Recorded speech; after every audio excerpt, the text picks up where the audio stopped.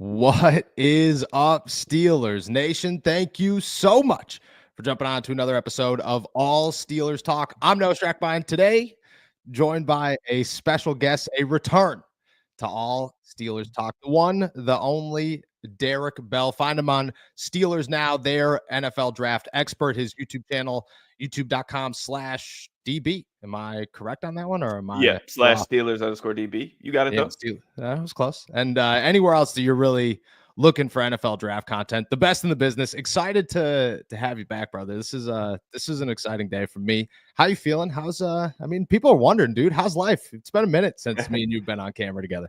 Yeah, it's been a little bit. Of course, we saw each other a couple months ago, but yeah, it's good to be back. I'm really excited to jump on here.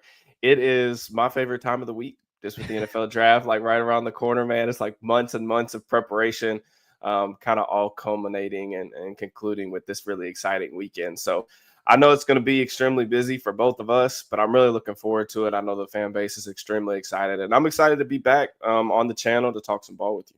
Yeah, 100%. So I will start off with this one. Before we got on, you were saying you were wrapping up your big board that's going to drop on Steelers Now. Mm-hmm. Give everybody one name, not the biggest surprise, but a bit of a surprise that you think might be on your board. Give somebody a little bit of a teaser here. Yeah, I think there are a couple names. I feel like this has been one of the years where I've kind of differed from consensus a little bit more than usual at the top of the draft. Yeah. It's not an extremely talented top of the first round. There aren't a lot of blue chip caliber players. So that's going to make, I think, the varying rankings pretty different across the league as well. But just some guys that I think I'm like higher on in the consensus when you talk about like first round caliber players. Walter Nolan from Ole Miss, defensive tackle. He's a guy that I'm pretty high on. He's inside my top 10. Another guy that I'm pretty high on. I'm not really sure of where he exactly is in the consensus boards, but I think he's like more towards like the 20s range.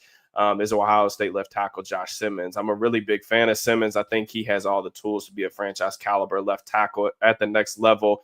He's someone that a different stylistic player than a guy like Amarius Mims, who I liked a decent amount, but I could see him providing really good value to a team similar to Mims, where I felt like over the second half of the season, really the last month, Mims came into his own because like he was a lot more polished than people really gave him credit for last cycle. I kind of get that same vibe from Simmons, and it seems like the medical rechecks and stuff for him went really well. So I know we're going to talk a lot probably about Walter Nolan just as it relates to the Steelers, but Josh Simmons would be the other guy that I think I'm higher on in the consensus. I'm very excited to see where Walter Nolan falls because we've had others on this podcast that very polarizing player. And I'm not going to have you go too deep. We'll save it for this week when it comes out, but I am excited to check out that when it does drop. It'll drop on Steelers Now this week. All right, let's dive into the draft here.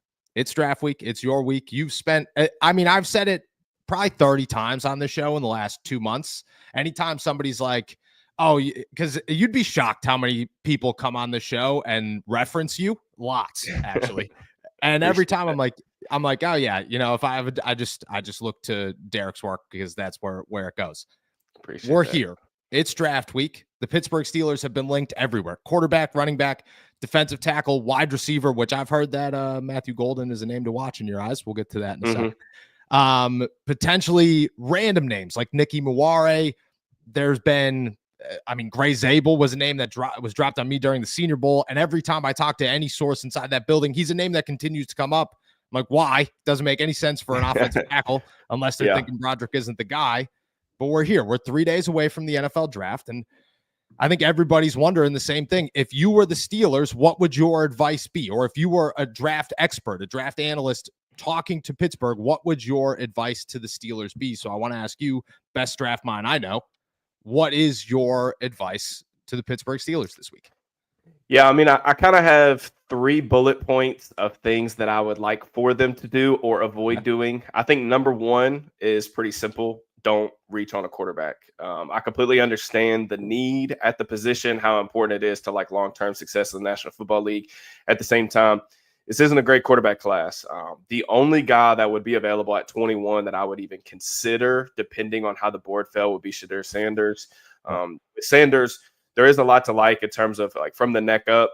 There is a polish to his game. I love the accuracy to the first and second level. He's extremely tough, willing to push the ball down the field. I think he processes defenses pretty well, rarely fooled, takes care of the football. The athletic tools kind of limit the upside of the ceiling a little bit, in my opinion, lacks the drive velocity that you ideally want. Yeah. He has good creative instincts, but he doesn't necessarily create extremely well out of the pocket just because he's a little limited in terms of like speed, agility, the quick twitch elements. But just don't reach on a quarterback. The Jackson darts. I understand like Jalen Milroe is kind of like the lottery ticket, but even at 21, that's a little bit rich for my blood. So those guys, I would try to stay away from those. And then the other two things are pretty simple in terms of they need to start a contingency plan long term for eventual post Cam Hayward defensive trench work. They got to find a defensive tackle. They need a starter really this year, somebody that can contribute right away. This is an excellent class to do it. I had a dozen interior defensive linemen in my top 100 on my big board. It is a rich class. You want a 0 tech, a 3 tech, pass rusher, run clock, or whatever you want, you can get in this class. And then the last thing what I would say is just try to add some type of explosive element to the offense. I think that could come in the form of a running back. It seems like a lot of the running backs they've been linked to pre-draft visits, speedsters, explosive play generators, guys like that. They already kind of did that a little bit with DK Metcalf. I think that Jaylen Warren will look more like he did 2 years ago if he's able to stay healthy. And I'm excited about pairing another running back with him to kind of combine those skill sets.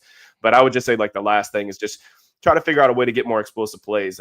Najee Harris was a really solid back, but wasn't a guy who created a ton of like explosive plays in the run game. So if you can find a way to get somebody that can do that, especially off outside zone, I'm all for it. If you are the Steelers, at what point are you looking at a running back? Because they brought in guys. I mean, they brought in Omarion Hampton. They brought in Trey Henderson.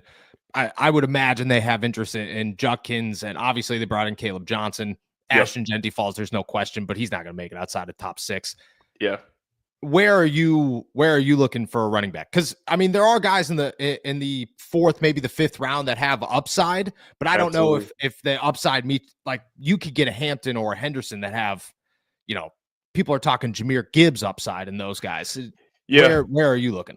Yeah, it seems like the league really loves Trevion Henderson based on what I understand. I'm probably not in the first round territory with Henderson. I do really like what he brings to the table in terms of a pass catcher, awesome pass protector as well. Yeah. You mentioned Omarion Hampton. If they were able to somehow come away with another second round pick, I would pick Caleb Johnson in that category. I think Johnson is an outstanding scheme fit. Tons of outside zone work against Iowa. He has like next level type of vision in terms of finding cutback lanes and things like that. He's another guy who created a lot of explosive plays, even though like people are really hung up on the 40 time. But like you mentioned, the interior defensive tackle class, I would say interior defensive tackle, running back, and edge. And it's difficult with edge because there aren't usually a lot of day 3 players that go on to have good NFL careers just because if it's an athletic based position. But those 3 positions are ones where you can go into the 4th round, and I think there's going to be really good contributors, man. Like baseline starter types with upside. Defensive tackles, like I really like CJ West from Indiana, Jamari Caldwell from Oregon. They had him in for a pre-draft visit. If those guys get to the 4th round, I would be really big fans of that pick. You mentioned running backs. Guys like Bashal Tootin and Jaden Blue, explosive play generators. Tootin has a lot of outside zone experience. Blue was a guy who ran primarily outside the tackles at Texas.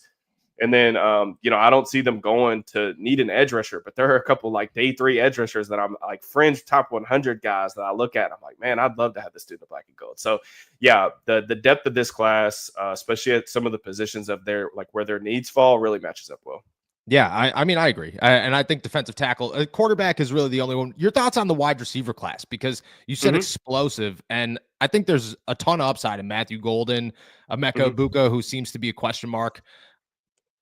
Like outside of that, is there anybody that you're grabbing that? Because the big thought at wide receiver is at some point, what if they have to trade George Pickens, which right now they'd like to keep him. They don't get to determine that if he doesn't show up to training camp. So if they do walk away, like where is that line for you at wide receiver where it makes sense compared to, all right, you just got a 5th wide receiver and you don't need that guy? Yeah, I mean, I've seen a lot of smart analysts and draft folks, talk about like there's no such thing as a bad wide receiver class. And I do agree to an extent, but this is a below average crop of players. I feel like there is a pretty significant dip in terms of like my top 5 or 6 guys into like the day 2 guys, honestly, but it kind of does depend on like what archetype you're searching for. You mentioned Matthew Golden. The verticality, the burst off the ball Yeah. tracking with the ball in the air. He plays bigger than his size suggests. He's got the in out quicks, good route runner, can separate. There's a lot to like with Matthew Golden. He would be a guy that I would consider in round 1 if he was there. Doesn't seem like that's going to be the case. It seems like the league's pretty high on him. You mentioned Emeka Ibuka. There's just a lot. There's a lot to like with Ibuka's game, man. Like he's just so dependable, so quarterback friendly, works back to the ball extremely well, finds a soft spot in zones, and also like as a blocker, like. The dude, I compared him to Robert Woods. He was one of my favorite players coming out of USC when I first got into like the draft, like putting my thoughts out on Twitter, like not writing about it. But he reminds me a lot of Robert Woods, and people will remember like Woods for his days and with the Rams, and he was a really good player, man, early in his career. So that's kind of the guys that I would probably look at earlier. Now, if like they got to the 3rd round and they still hadn't picked up a receiver, they want like some type of George Pickens contingency plan. For somebody to maybe complement that. A guy like Savion Williams out of TCU is really intriguing. There's a lot of upside present there. He is a little bit of an older prospect, unrefined, unpolished, but makes some jaw-dropping catches at the high point. You know, he can leap extremely well. He's really creative with the ball in his hands. They put him in the backfield sometimes. There's been Cordarrelle Patterson comp, so you know I think he's going to be Arthur Smith's like favorite player in the draft. But he's somebody that you just got to find. Like he does get off press coverage like better than maybe you'd expect for like this kind of, I would say, archetype of player, like what people refer to as gadgety. But there's a lot to like. He's got really good balance. He's strong.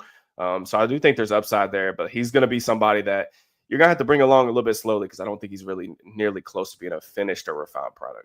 Yeah, I think I feel the same way. I put out a mock draft yesterday, just a hypothetical. Like, what if Aaron Rodgers doesn't end up in Pittsburgh? How should the Steelers approach this? And he was my pick in the 3rd round, actually. The 3rd round.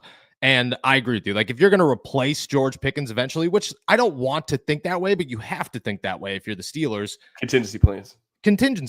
And if that's the case, like just like you said, his high point is the closest to George Pickens in this draft class, like where it's defined enough, where everything else is defined enough, where you could say, all right, if this guy's got to play 60% of the snaps his rookie season, it works out. But I agree with you. Where's the cutoff? Like, is he the last name on your list where it's like, okay, after this, it's not there anymore? You know, it's kind of tough because they haven't really shown like a ton of interest in terms of pre-draft visits. The other guys that they brought in, the Iowa State guys, Jalen Noel, he's the guy who you talk about burst off the ball. This dude can really roll. He's a straight line speedster. He reminds me a little bit of Christian Kirk out of Jacksonville. I think he's with the Texans now. Some similar type of play with Noel. He can track the football well down the field. The one thing that I think I don't see as much as other people would know is I just don't think he's as great of a separator underneath, and he doesn't offer you a lot of yards after catch. So I kind of wonder like what his role is going to be at the next level, and if there's enough value in that role to warrant taking him in the 2nd round, which is like where I feel like a lot of people are mocking him these days. Jaden Higgins, you mentioned like another big body threat, maybe somebody that could potentially replace Pickens if you want to go that route. But he's automatic on back shoulders. Like he has magnets for hands, catches pretty much everything thrown in his vicinity. He's like kind of a rhythmic route runner. He's really calculated in his steps. The problem with Higgins is like there's a lot of guys hanging on his back all the time. He just doesn't separate. He doesn't have nearly the explosiveness that showed up. Like the explosiveness in his testing numbers really doesn't show up on film. And he kind of gets by with more like nuance and savvy. I actually wonder if like a big slot role for him is actually better than him playing X, which is like where Pickens is played with the Steelers. But, you know, it's not one of those classes that you're going to feel great about in terms of getting somebody that could be an instant contributor if you select them on day 3. Could it happen? Sure. I'm not as bullish on this as years past. No, I agree. I definitely agree. All right, let's talk another position. Today, Adam Schefter dropped this bad boy, which comes after so much more. He said in his week of the draft insight, quote, sources said that the Steelers had not been planning to draft a quarterback in round 1, but they also were not expecting Shedeur Sanders to fall out of the top 10. Now, all options seem to be on the table, and they are preparing in case they have the option to draft Sanders. So Sanders came in for a pre-draft visit. I think that kind of stunned everybody because it was a lot of hypotheticals. It was a lot of, they probably have interest in Shedeur Sanders, but we're guessing on what that level of interest is. Then it came out. I mean, I've been told, I'm sure you've been told, they really like Shedeur Sanders. Yep. I don't know if that means that they're going first round with a quarterback. I have a hard time believing that they are, even if it is Shedeur Sanders. I personally think he's the only one out of the group outside of Cam Ward. If, pigs flew and the NFL draft got real chaotic in Green Bay, they wrote the wrong name down or something. Yeah. Shedeur would be the only guy they took in round one. Outside of that, if you're the Pittsburgh Steelers, there's Jackson Dart, Tyler Shuck. You said Jalen Milroe, who seems to be a big question mark. You could go as deep as Will Howard was the name to watch for like months. Now he's not. I've been told they really like Quinn Ewers. I have no idea how to feel about that one. I know how you should feel about that one. Yeah, like it's not good. Nobody should feel good. Kyle McCord came in for a visit. There are all these names. If you're the Steelers, I have a feeling you're not going to say first round. I don't think that's the place to go. Where are you looking for a quarterback? Where's your quarterback for the Steelers? Because they are probably going to draft one. Yeah, it is tough because they are going to draft one. I think that you just see the writing on the wall, whether it's in round one or not. Will Howard to me just seems like a Steelers-y quarterback. Compared to Mason Rudolph today.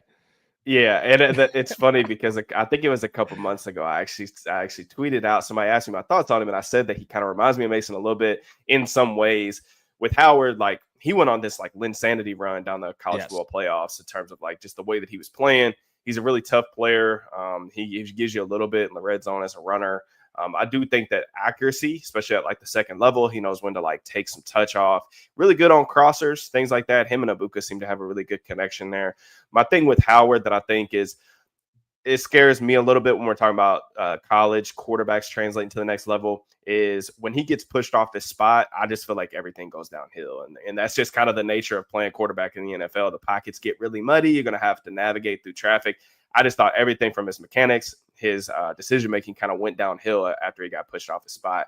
With Milroe, kind of mentioned him earlier, total lottery ticket. I would be interested in getting him on the second day of the draft. Like if he did last until, say like the late second round, like if they were able to trade back, I think if they were able to trade back maybe to like 32, 34 range, they might be able to pick up like the 65th pick. If he was there at that point, I'd be interested in selecting him. It just seems like he's going to go earlier than that, just based on the needs that teams have around the league for quarterbacks. Everybody's thirsty for one. With Milroe, he's just a dynamic athlete, like one of the best athletes we've ever seen at the position. Like there's never been a pursuit angle that he can't destroy. And that's kind of like the way that I've described his like rushing ability. As a passer, it's really all deep balls, but he does show good touch. I thought there was some nice things in terms of his improvement in the pocket, cutting down on the sacks, things like that. But the floor is just so low with him. And it's really frustrating because you'll see some highs and then you'll see some really dangerous lows where he just looks unplayable. Another guy's going to need to sit. So, yeah, I mean, it's one of those things where I think my personal preference would be like if you could hold off until like the fourth round and just try to get a backup. Because I do think that this class, I would be really surprised if this class gave us more than like, I'll say more than 2 starting quality players. Yeah. But I do think that there are like an unusual amount of backup quarterbacks or developmental pieces. One of the guys that I kind of like is Max Brosmer from Minnesota, a guy who's like played a good amount under center. He's deadly in the intermediate area. The field throws to the middle. Can really pace people over there. Throws with good anticipation, something that's really lacking across a lot of these profiles. But he's somebody that I think is going to go in like the 6th, 7th round and probably have like a 10-year career just because he knows what to do with the football, even if he doesn't have any ability to create with his legs. Yeah, I agree. I've said that the entire draft process is this draft evens out like right on that 4th round mark where it's just like, all right, talent meets pick. Here we go. This is what you're looking for. Yeah, I think that's I kind of think that's my thing is like, I think if I was the Steelers, I understand you have to take one just because the nature of where the depth chart sits, and they've kind of bungled this whole like quarterback search, honestly, in my opinion. But if a guy like McCord or a guy like Will Howard was there at the 4th round, like I would really be excited about that because they are both players that have played a lot of ball. I think that you saw that translate over the last couple of years. Guys that play a lot of college ball are really experienced, tend to have a little bit smoother of a transition. That's the way like old school front offices used to view this spot. Is they used to want 3-year starters. Now, with the amount of underclassmen we were getting guys drafted in the 1st round with like 300-400 passing attempts. And like a lot of those guys haven't panned out. But guys like Howard, guys like McCord could be players that say if you do go into the season with Mason Rudolph and the Aaron Rodgers thing falls through, whatever that saga, however that unfolds, guys like Howard, McCord could probably come in, and you might be able to give them like a 6 to 8 game audition and just see if there's anything there. I don't necessarily think that they're starting quality talents, but you could give them an audition and then go into 2026 with all of those comp picks and all the draft capital and ammo necessary to move up and get a guy that you're really sold on. What's your, because that's the big question, and you just said it. Everybody talks. Why would you wait? Why would you want to wait to 2026? Can you explain in your thought why you'd wait till 2026? Yeah, I mean, everybody and their mom has asked me about like my thoughts on the 2026 class. My mom's also curious. She told me she texted me to ask you. Yeah, I mean, I'm getting like texts, DMs about 20. I have had, I would call, secondhand exposure to a lot of the quarterbacks just because of grinding tape on their teammates throughout this process. I would be doing everybody a disservice if I gave very firm opinions on any of them because I just haven't seen them outside of live viewings and like looking at their teammates. But there are guys that I think are just dripping with traits. I would say that maybe more so than this class where you're talking about a guy like Shadir Sanders, who has kind of middling traits and is going to need to be a different player in the league than he was necessarily in college. And I am sort of intrigued to see if he can actually do that. But I think the big thing just goes back to what I said on the onset about the goals for the Steelers in this draft. Don't reach on the quarterback just because you need one. I understand you got to keep taking swings, but just make sure it's a justified one, that there's either some sort of development or developing prospect that you're excited about and fits your offensive scheme well, or somebody with at least the traits to pay off that investment. And I think that's where I differ from a lot of the draft analysts or just a lot of people in general with a guy like Jackson Dart. I love how charismatic he is. He's tough as nails. He throws with great touch, especially like intermediate areas, sail routes, crossers. He can really get the ball up and down, but I just don't necessarily think he's not necessarily as athletic as a runner to be a true dual threat. And I also just don't see like the arm talent that I think a lot of other people do. I think it's just really like mostly average. So he wouldn't be a guy that I would just like feel really comfortable about taking in the first round, knowing that he's going to have a tough transition outside of that system. I agree. I look at it and just say sometimes the risk of waiting till next year, the patience is worth the reward. And that's where the Steelers kind of sit, where they might not sit and where they might kind of be a little urgent on his defensive tackle. That's the next position. I will say this. Yeah, I will say this too. Even though I mean, I'm out here grinding like day 3 safeties and edge rushers over the past like weekend, just trying to finalize my big board. I will say this because I know a lot of people are probably wondering, but NFL teams do look a year ahead in terms of like the quarterback class. So like there is like scouting departments. Typically, what happens is the road scouts are done with their reports by the time the season ends, right? Because all the games are pretty much done aside from the college football playoff. And like those guys, once that process is over, you're getting early feedback and looking at the top guys for next year. So at this point in the cycle, the coaches and the general managers in the front office, the head honcho decision makers are all in on putting their fingerprints on their draft board this year.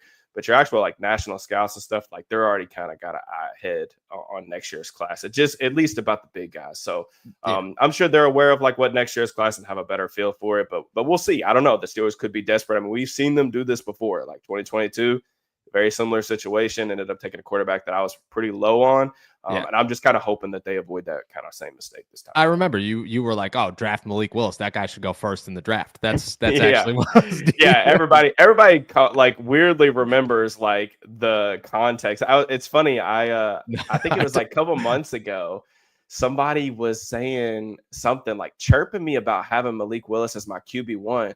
And I tweeted him and I was like, do you see my big board? Like he's number 32 on the big board. Like I explicitly said on every single show that you and I did, don't take a quarterback. I was like, please do not do it. Like, don't take a quarterback in the first round. This is not the year to do it. Now, Willis definitely has not, even though things did look promising in short time span in Green Bay last year. He has not panned out. That entire draft class, other than Brock Purdy, who was taken in the 7th round, I didn't even get around to scouting him. But yeah, I'm kind of in the same boat. Like, please just don't make the same mistake again. I don't think they are. I think they are a little scared from 2022. And I I also hope like so. the sense I get is talking to Omar at the league meetings just gave me such a strong sense of they are well aware next year's class is good and they're waiting for it. All right, last position I want to talk about here is defensive tackle. That in my eyes is their first round pick. I don't think I've changed that from day one. It depends on who, really, if anybody's there. And Kenneth Grant, Derek Harmon, Walter Nolan are the three. Mason Graham would be there, but I don't think he's somehow going to fall to 21. You just said Walter Nolan's in your top 10, which is wild. First time I ever heard that one. Is he your guy then? If the Steelers are there, all three of these guys are on the board. Is Walter Nolan the one you're picking? I feel like he's maybe the biggest upside, but maybe the biggest flop at the same time. Yeah, there's definitely there's definitely boom or bust potential with Walter Nolan. I think if like you're grading him, he's one of those prospects that I feel like generally speaking, most of the people that I really respect their opinions kind of in the industry, a lot of us come to really similar conclusions on guys' strengths and weaknesses. You may have like small differences here and there, but it really comes down to like your valuation of the player and if you're like what you value more, whether it's traits, upside, like actual production, things of that nature. With Walter Nolan, for me, I look at this draft class and I said at the top that there's just not a lot of blue chip talent. I actually think that Walter Nolan has a lot of untapped potential. And I think that the reason why I was able to the more I watch, the more I like, just because the flashes, there's 2 to 3 reps a game that really like make you jump out of your seat. And then the production was also like pretty good. And there were my nitpicks in his game in terms of my, what I would say, like my negatives and my scouting notes. I keep a Google Drive and I just put bullet points in there after bullet points. All of the negatives really in his profile were things that like, I feel like are fixable. And then if those get fixed, I feel like the strengths just rise even higher than they already are. But, with Nolan, in particular, I just think that there's like a really tantalizing blend of burst, lateral agility, and grown man strength. He's 21 years old. He can like absolutely detonate guards off the line of scrimmage. The hands are really active, and this is kind of where I get into the concerns or the weaknesses in this scouting report. The hands are really active. He just doesn't know what he's doing with them right now. So if he does refine more of a pass rush repertoire, gets more of a toolkit, that he can really access, puts more moves and counters. He's extremely active, and he's basically winning right now off of like slipping into gaps, the burst off the ball, the ability to cross face as a rusher. There are flashes of him being dominant. It's just not all there. Now, I don't think that I've seen some of the people that are really high on Walter Nolan are talking about him as like a Jalen Carter type in this class, somebody that falls later than he maybe should and maybe gives that immediate type of impact. Jalen Carter was my number 1 player in that draft class. I don't see Walter Nolan as that type of physical freak, but he is the number 9 ranked player on my big board. And I'm not sure if he's even on the Steelers boards because there's some character concerns around his work ethic. And I've talked to a couple scouts while I was in Indianapolis for the NFL Combine when you and I were there, and there were very mixed opinions on him. And I think that there will only be a handful of teams really willing to take that risk in the first round. But in a class that doesn't have a lot of blue chippers, I'd be willing to do it. Yeah, I've heard a lot of the same stuff, is that the Pittsburgh Steelers like him. They like what he does on the field. He's not their first choice because of the character concerns. And to be honest, I think the not working at the combine, the not working at his pro day only hurt that. It was a red flag for me too. It was a red flag. See that. Yeah. And where they are, is that who if you are the Steelers, do you expect, if all three of them are on the board, who do you expect them to take? Yeah, I mean, I've kind of said since like December that if they wanted to go defensive tackle, I think that there's a good chance that Derek Harmon is just the number 1 player on the board for them. Yeah. Like in terms of defensive tackle. I have not heard this, so this is no inside information. Aggregators, do not put this clip on social media. But I will say this. I think that if you looked at the Steelers board right now, I think Harmon would be number 1. I think that they have him graded over Mason Graham. That's just my opinion. You look at the way that he's built. He's alignment versatile. He does remind me a little bit of Stephon Tuitt, just because he's got a really quality all-around skill set. He's got a wide base. He's got really long arms, really good upper body strength. He's difficult to move off the spot. He's got some juice off the ball as a pass rusher, a solid first step. He can get on blockers' edge. He's really good on twists and stunts. The Steelers could probably use him and free him up a little bit more. Like he can be the masher. He could be the looper. And then just kind of one of those things that Similar thing with Nolan, who I think plays extremely hard. That's one of the critiques of him that I don't really quite understand. With Harmon, there's a motor that just never stops. And I think if you look over the course of history with the Steelers defensive line, they always have guys that play to the whistle. And Harmon's one of those guys who's going to give you all he has. I think that there are some athletic limitations present with him. He did test a little bit better than I expected. He didn't do the agilities, which I don't think is necessarily a coincidence. There is some like tightness in his lower half that does worry me a little bit. He had like a 27% missed tackle rate, which is genuinely absurd. So that's kind of one of the things that like I had an early second round grade on Harmon, but he will be like a top 25 player on the big board for me. I do think he's going to be disruptive because he was disruptive his final year at Oregon after cutting a bunch of weight. I'm just kind of curious on if he's ever going to be truly productive and be able to really turn those pressures into sacks like some of the other players in the class. Yeah, I agree. All right, I'm going to send you out of here with this one. I got one final question for you, then I'm going to let you plug all your links. We are 4 days away from the NFL draft. First round, 21st pick. No trades. We're keeping it simple. Two guys you think are the Pittsburgh Steelers come Saturday afternoon. Yeah, I mean, if I had to guess, I'll tell you one that I don't really know if, like, he's not going to be the first round pick. He's going to go on day 3 of the draft. Okay. But someone that I'm extremely high on that I think that the Steelers like, they brought him in for a pre-draft visit, and someone that I will be like banging the table for them to get as soon as like Saturday starts is Justin Wally, Minnesota cornerback. He was one of their last pre-draft visitors. He was someone that I got to extremely late in the process. But actually, like when I finalized my grade, like he's a top 100 guy. He's like at like 230 on the consensus board. So I think everyone else in the draft media, maybe the NFL too, just thinks that this dude cannot play whatsoever. Yeah, maybe it's just you. I watched the dude's tape and I just can't believe that we're like, I don't necessarily think he has this incredibly high upside where he's going to be a CB1 or a shutdown guy. But I struggle to see too many realities that aren't injury related where he doesn't like make an impact at the next level. I think he can play inside, outside. He's got great functional athleticism. He anticipates routes really well. Tons of experience. I mean, this dude, like 4-year starter, started over 40 games in Minnesota. They play a role-based NFL-style defense. He was asked to play every technique, every coverage you could possibly ask for. He battled, like I said, the toughness. He played through a partially torn MCL last year. He still was flying downhill to blow up screens and get involved in the run game. He's a relatively solid tackler, but he could be a little bit grabby at the top of routes. Like I said, I don't necessarily think that he's like this generational athlete or anything like that. I do think he has functional athleticism and someone that I think is I just think he's going to be a starter at the next level. I really do believe that. He was my CB10. So Justin Wally would be one. And then they're going to take some quarterback. I think if they take a quarterback in round 1, it'll probably be Shadur. If they take one on day 2, I'm going to say Will Howard in the 3rd round. But those would be kind of my predictions as far as like guys I think are most likely to become Steelers. I'm all about a guy whose last name is Wally. I'm all about a good last name, and that's as good as it gets. All right. Yeah. With that said, my friend, I'm going to let you head out of here. First, I want to give you a moment. Hit your links wherever everybody could find you. Yeah, absolutely. You can find me at Steelers_DB on Twitter and on YouTube. You can find all my written work at SteelersNow.com. Tons of positional rankings, draft breakdowns. Nick Martin, All Steelers Talk. My co-host, like talking a lot about NFL draft over there on my channel. If you guys are interested in that, there's tons of stuff that you can go back in the archives and look to get you prepared for Thursday.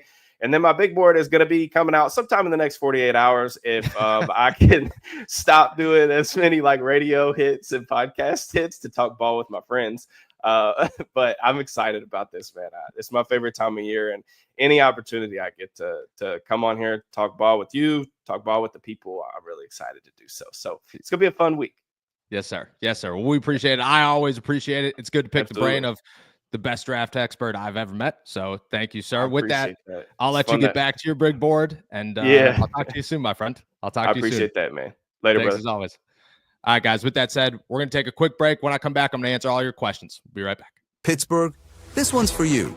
From the voices behind All Steelers Talk comes black and gold apparel, your go-to for bold, fan-driven merch that reps the city, the Steelers, and everything in between. Whether you bleed black and gold or just love that Pittsburgh grit, we've got something for you. It's more than a podcast. It's a community. And thanks to your support, we're proud to bring the passion from our mics to your closets. Gear up, stand out, and show the world what real fans look like. Shop now at blackandgoldapparel.myshopify.com.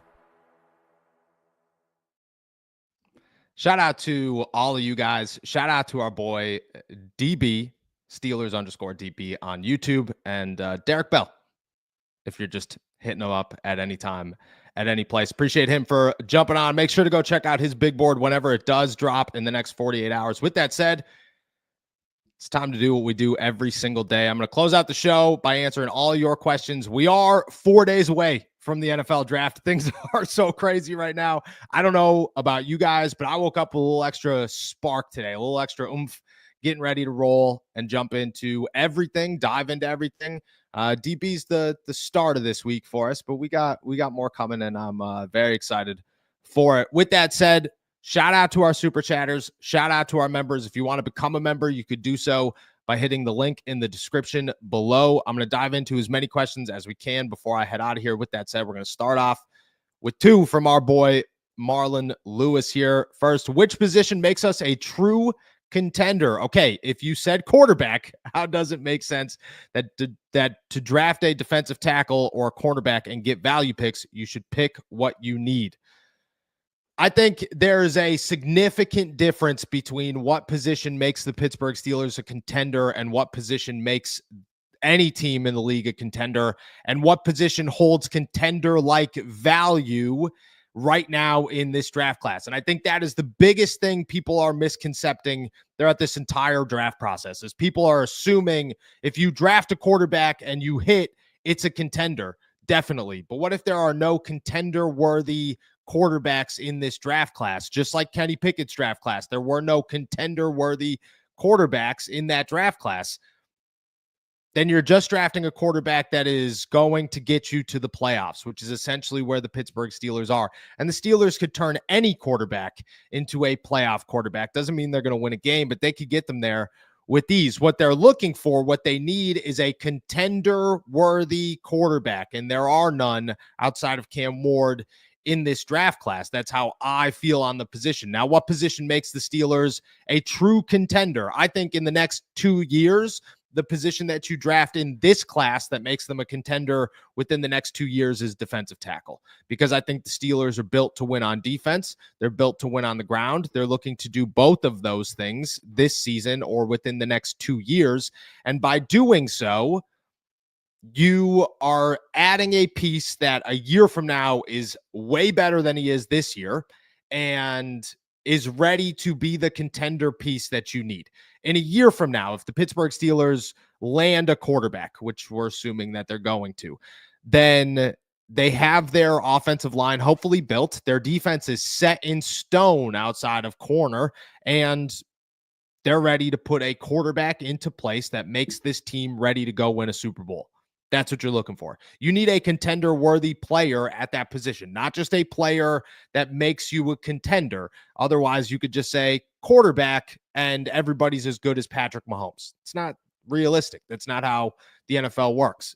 If you're looking at what position contender-worthy do you need to make them a contender in this year's draft, it's defensive tackle that makes them a contender within the next 2 years. Because if you can't score, look at the Philadelphia Eagles, prime example here. If you can't score, you can't win. The Eagles didn't let the Kansas City Chiefs score. They didn't let them do anything. If the Steelers can do that, and then they have a quarterback worth getting them there, it works. But everybody's looking for a quarterback to go out and beat Patrick Mahomes. Maybe build a defense that can beat anybody, and then get a quarterback that could lead you the rest of the way. Another one from Marlis here. Why are the Steelers afraid to reach? Yes, it went bad, but Mahomes was a reach. Bengals taking Jamar when needing an O-line. That was a reach. The safe picks usually fumble. Kenny was the only pro-ready quarterback. I tend to disagree. The Bengals reached on Jamar Chase, but I think Jamar Chase was the second best player in his draft overall, and Penei Sewell turned out to be pretty damn good for the Lions. So they didn't reach, but they got the guy that was worthy there. Mahomes, I don't think was a reach either. You got him at pick 10, and in a draft class where he was most likely the fourth best quarterback and went fourth best in the draft. I think that that's where it stands. I think that reaching is a problem because you could point to the good ones, but you could also point to the bad ones just as easy. You could say Artie Burns was a reach. Kenny Pickett was a reach. Terrell Edmonds was a reach. Jarvis Jones was not a reach. He just sucked.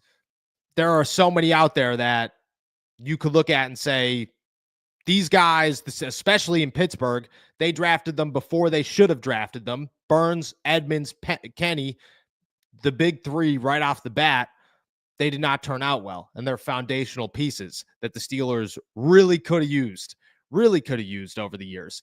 You don't want to do that, especially at quarterback. It's not worth reaching. It's not, especially at the 21st pick. There are value picks there. And if you could get a value pick at a position that typically doesn't miss as much as others, defensive tackle being that one, then I think you're in a much better spot. I don't think reaching is bad if it's in the right spot for the right player. I do think it's bad if it's in the wrong spot for the wrong player. And in this draft, everybody's saying, well, reach for a quarterback. Well, what if that quarterback's upside is not that great? You know, Shedeur Sanders' peak is viewed as a middle tier quarterback in the NFL, a Derek Carr type player. Jackson Dart is the same way. If you're going to reach at a quarterback, you're reaching for Jalen Milroe because his upside is Jalen Hurts and Lamar Jackson, and that's way better. I don't think that you're reaching for the right spot if you're reaching for a quarterback, unless you're going Jalen Milroe, and I think that's wild to go Jalen Milroe at 21, because at that point, your reach is significant. It's not a small reach. It's a wildly big reach in the NFL. Maddie here, the defensive tackle and running back class is loaded. So would it make sense to take quarterback first round? Can't keep playing this safe because of what happened with Kenny Pickett. We aren't going anywhere with Mason. Thoughts? I understand there are a lot of people that are pounding the drum, are pounding the table right now for the Pittsburgh Steelers to draft a quarterback, that are in panic mode to draft a quarterback. But panic mode doesn't get you where you want to be.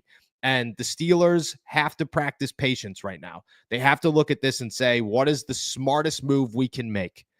Because again, in a draft class where the defensive tackles and the running backs are loaded, you're looking for guys that are quality starters.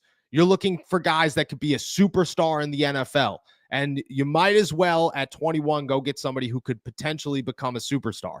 But nobody, very, very few people that I have spoken to in the scouting world believe that the two first-round quarterbacks, Shedeur Sanders and Jackson Dart, are ever going to become superstars. You get former quarterbacks and ESPN big names like Dan Orlovsky who are pumped and say Jackson Dart's going to be the next great thing. But you talk to NFL scouts, and they don't feel that way. They don't think that either of those guys are. Now, there's first-round grades on both of these players, but they're bottom first-round grades on quarterbacks. And bottom first-round grades on quarterbacks mean third round if you're a running back, third round if you're a defensive tackle or a wide receiver. But in the quarterback world, if you have a first-round grade and it's outside the top 15, chances are a team truly views you much shorter than that.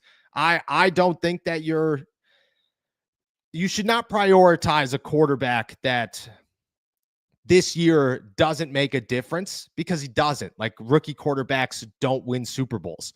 So, and if they did, there'd be a conversation to be had. But I don't understand the urgency, the panic to say we need to replace Mason Rudolph right now because the Steelers can't win a Super Bowl with Mason Rudolph. If the Steelers can't win a Super Bowl with a rookie quarterback, because nobody wins a Super Bowl with a rookie quarterback. So next year, if your rookie quarterback has the upside of Josh Allen, Jalen Hurts, Lamar Jackson, you got a much better upside in year 2 of that player than you do in year 3, 4, 5 of a guy like Shedeur Sanders and Jackson Dart. That's where I stand on those. Walter Grunden, here is a thought. Trade down with the Browns. We would receive pick 33 and both of the third round picks, and the Browns receive pick 21, next year's second, and this year's first. So the Steelers receive the 33rd pick and 2 third round picks this year. The Browns get a first rounder, a second rounder, and a fourth rounder. It depends on who would be there. And my biggest question is, you're getting a second and 2/3. Maybe you don't have to give, if you're giving a first and a second next year, maybe you don't have to give a fourth this year. I think that you may be overshooting on what the Steelers have to provide in this trade. If that's the case, I'm not opposed to it. I think the 33rd pick has a bunch of value left, and the Steelers could still find somebody there. It depends on who's on the board. You know, if you're down to 1 or 2 defensive tackles, go defensive tackles. If there's a name like Matthew Golden's on the board and no defensive tackles, go Matthew Golden. Go Emeka Ibuka if you're feeling that. Go Omarion Hampton if you're feeling that. I think if you're sitting there going, Jackson Dart and Shedeur Sanders are still on the board, who do we select? And they're the only 2 available, then you consider trading back. And at that point, it's okay, because the Browns would move up and look to get their guy. I think that could work. I think that's one of the options. I'm starting to convince myself that Kansas City at 31 is the move, because they might want a wide receiver. They might want a defensive tackle. They might want a player that the Steelers could be there to select. Could make a lot of sense. The Browns at 33, I don't think you'd have to give up the 4th. I don't know if the Steelers would be into this, but I do think it's a possibility. Terry Jones, why not trade back and pick up extra picks? This draft has depth at defensive tackle. The Steelers need a running back and wide receiver, as well as DT and cornerback. What about Nick Chubb? I think trading back is an option for the Steelers. I think it's a really good option for the Steelers if the right circumstance presents itself, like I just said.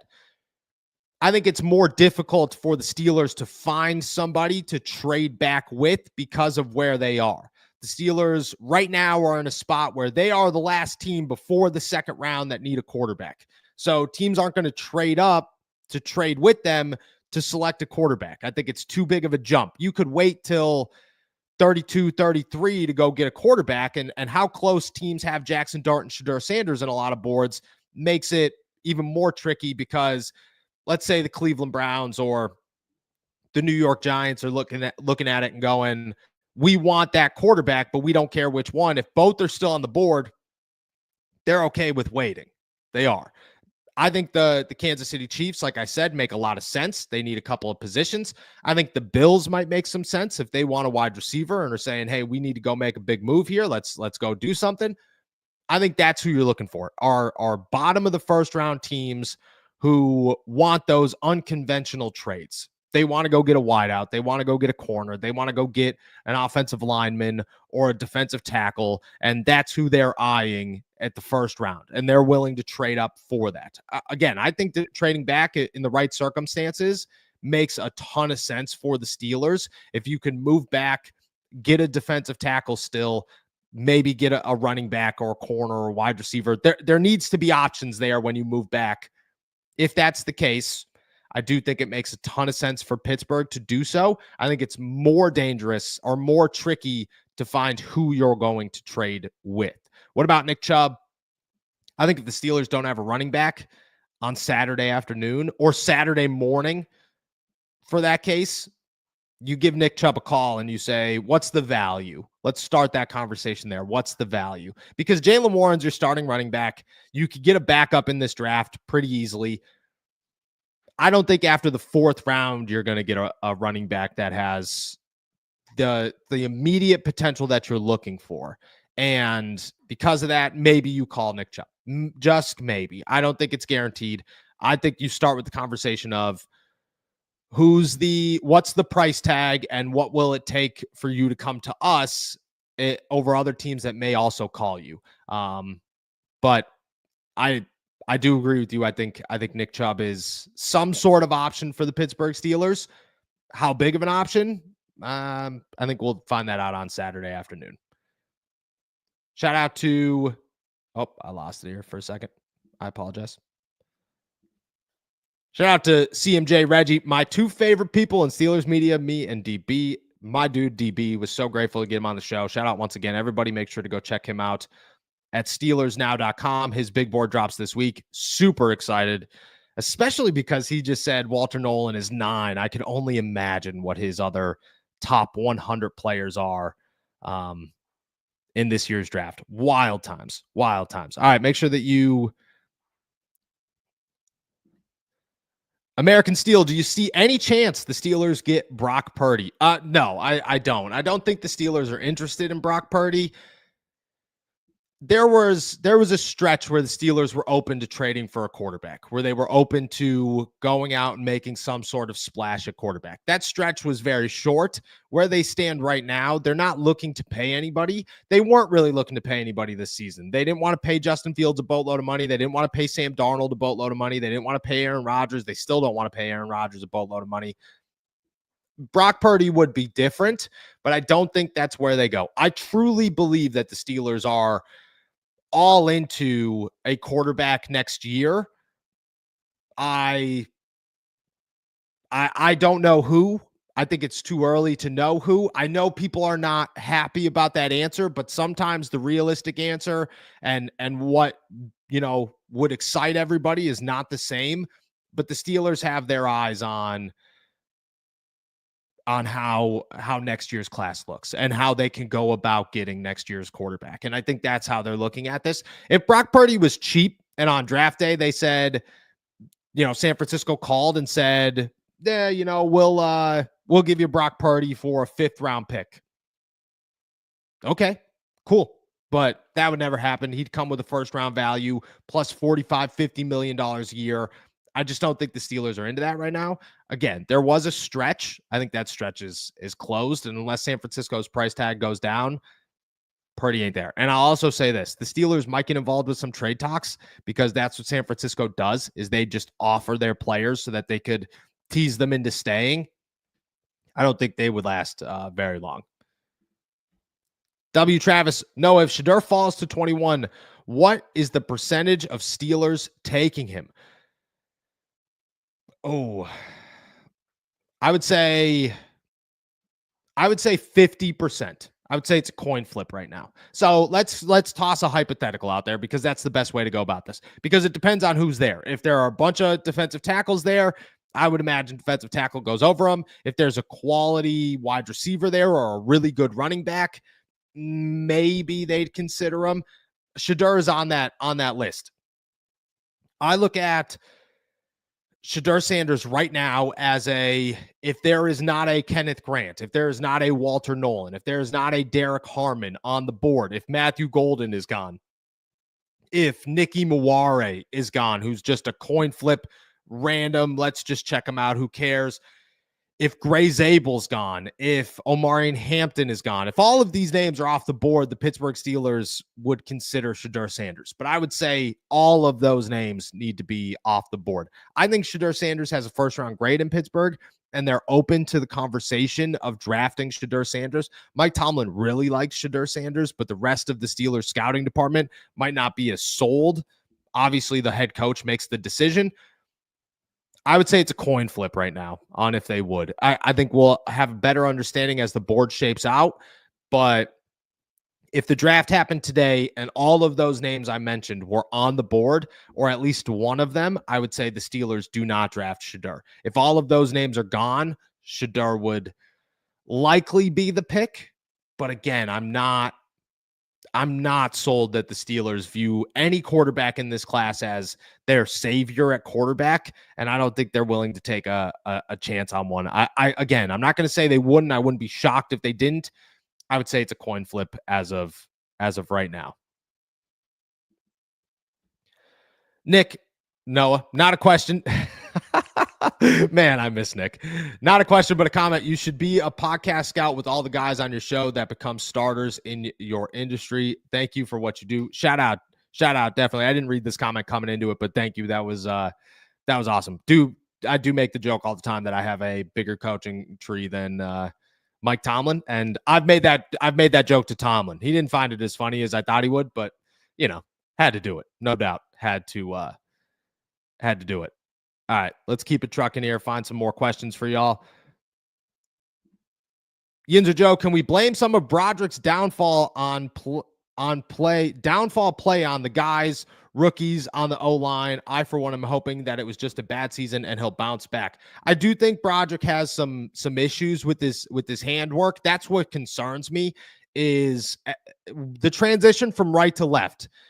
When he makes it, it's not the footwork that's an issue. It's the handwork. It's his ability to use his hands, which you don't need to change. That's not really that different when you switch sides of the ball. I think Broderick's got a bunch of talent. I don't think he's developed that talent yet. Makes me a little bit nervous. I don't think he plays through the whistle as much as I think that he should.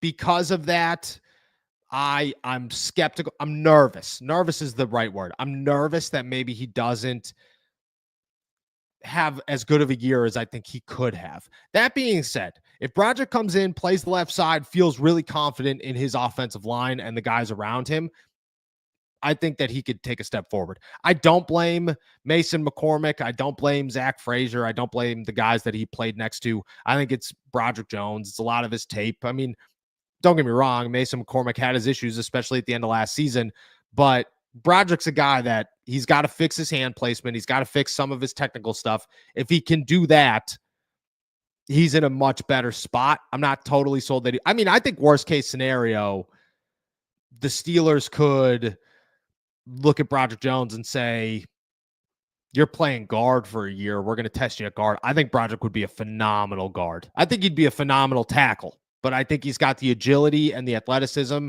and the footwork to be a really good left guard. And I think worst case scenario, he's got a future there that you could at least consider. Okay, Noah, so do the Steelers trade back or trade up for Shedeur Sanders? I'll tell you this. If Shedeur Sanders is on the clock or on the board and the Steelers trade back and then he's on the board again, I wouldn't rule it out. I think it grows exponentially to be there early in the second round, late in the first, like real late in the first round, have added more picks, especially if you could get another second round pick and then draft Shedeur Sanders. I think that makes a lot of sense. I don't know if they could do that. That's my thing with trading back is who are you trading up with? Because that's the other half of this is who wants to move up to 21? Most times it's for a quarterback. Maybe it's for Jackson Dart. I have heard some teams have Jackson Dart over Shedeur Sanders in this draft, but I've also heard, like, as we get closer, I've heard from so many teams that they don't like the quarterbacks in this class, and that, it's fun. They're trying to convince themselves into it, but it's really like a worst case scenario for multiple teams. Unlimited moon balls. Is Shedeur a starter or will he have to compete? If the Pittsburgh Steelers draft Shedeur Sanders, chances are he starts as a rookie unless Aaron Rodgers signs, which they would definitely not shut down Aaron Rodgers. It just wouldn't happen. If it's Mason versus Shedeur Sanders, chances are Shedeur edges him out and they take a chance on Shedeur and they say, Mason's not Mitch Trubisky. They didn't sign Mason to be a starter. They signed Mason to be a backup plan and maybe a plan C if their first pick in Aaron Rodgers and their second pick in Shedeur Sanders don't work out or whoever. I would guess Shedeur starts his rookie season. I'll tell you this, for anybody who's sitting around thinking Shedeur Sanders starts, the Steelers are in a better spot than Mason Rudolph, I disagree with. I think the Steelers win 9 games, 10 games, maybe with Mason Rudolph. I think they win 9 games, much longer stretch before I believe they'll win 10 games with Shedeur Sanders. And I don't think that they win a playoff game. I like Shedeur Sanders. I think mentally he's there. I think as a leader, he's there. I don't know if he's got the physical tools to be elite in the NFL. And I think we're going to find out really fast if his mentals are good enough to change that. And like, that's the thing is at Colorado, it wasn't.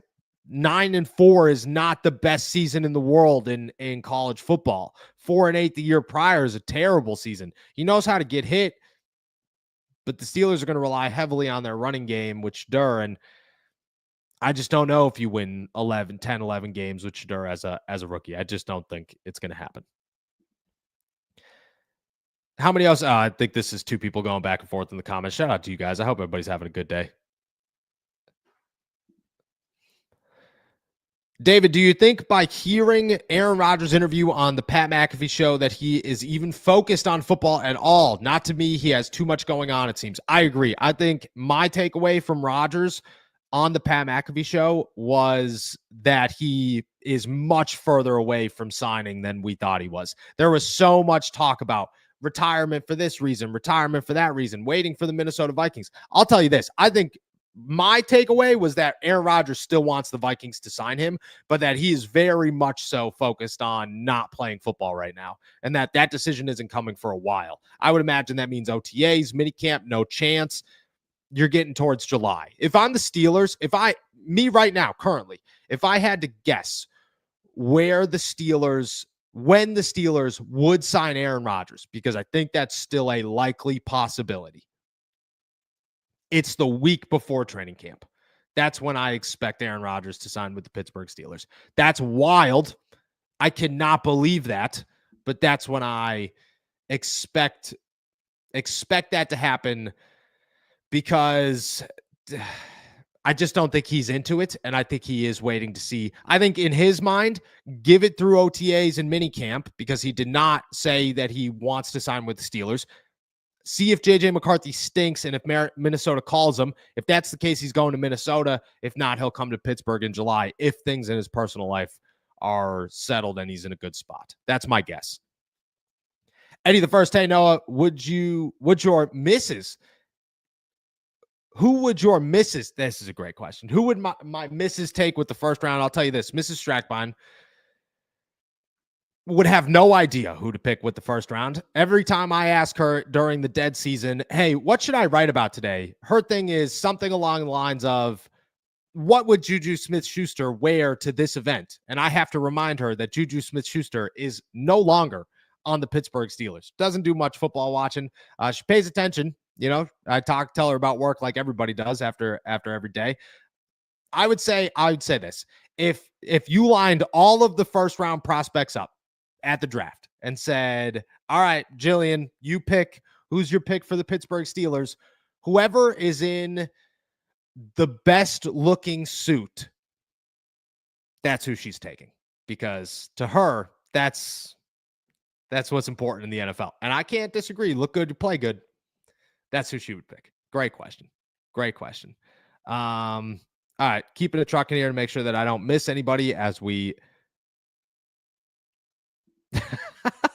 I changed it to no and deleted Nick. Sorry, product Republic said that's all right, dude. Valley View, shout out. We all miss Nick, man. We all miss Nick.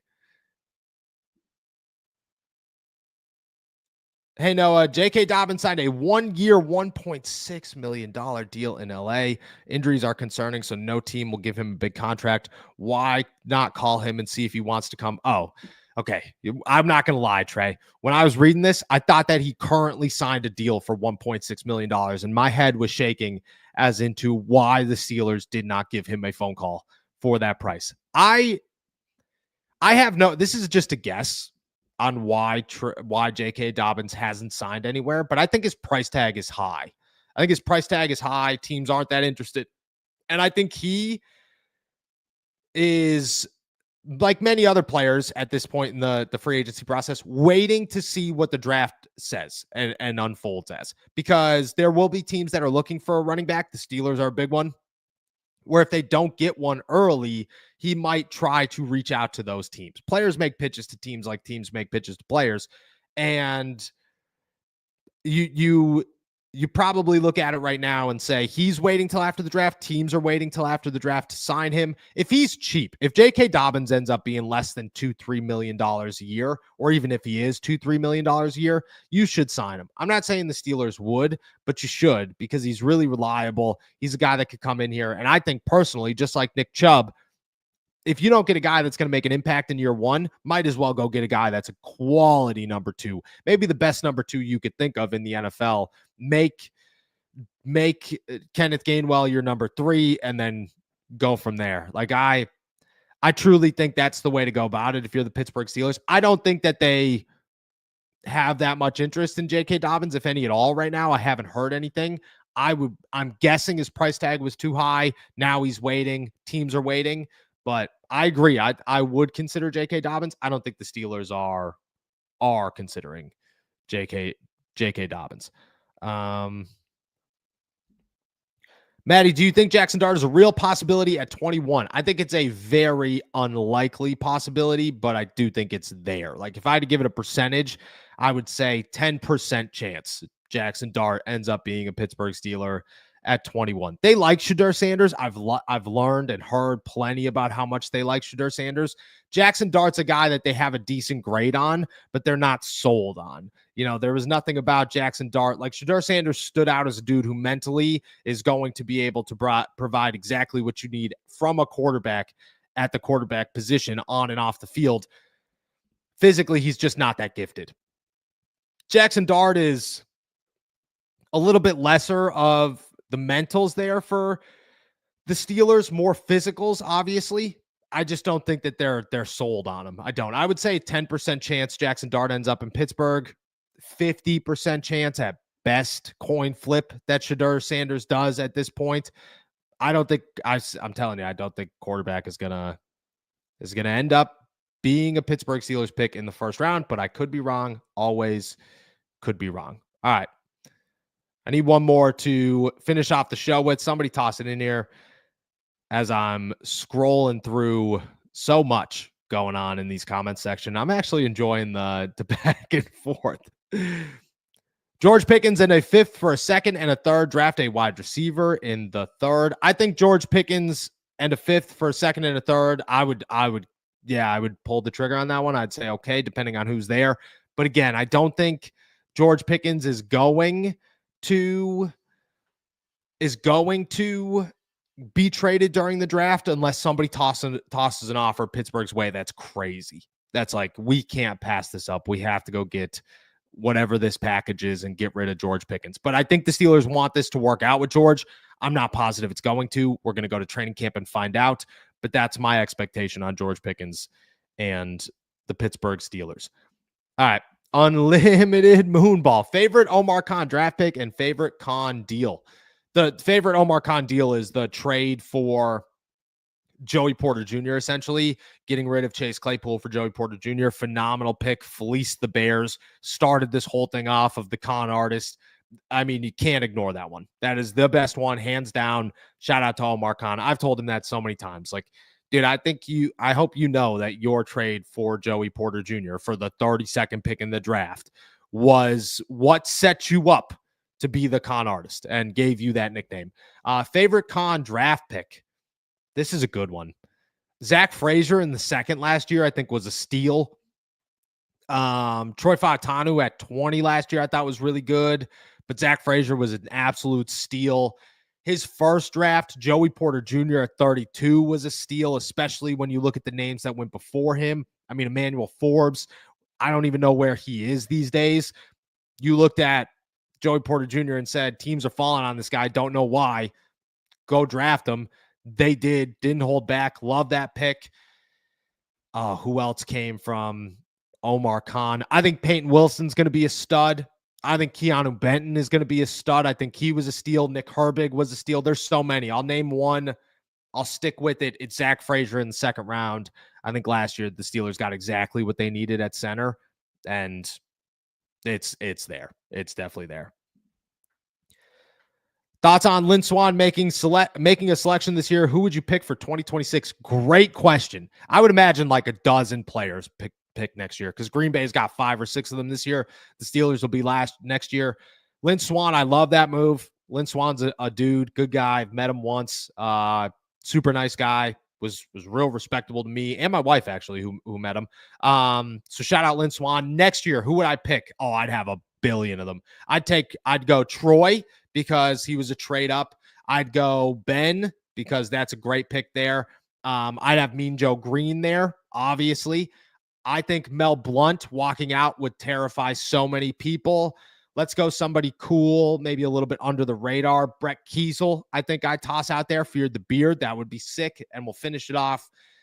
Oh, man. It's got to be somebody cool. Like somebody like very unique, I think, with the 6th one here. Not like a typical, this is the dude. Oh.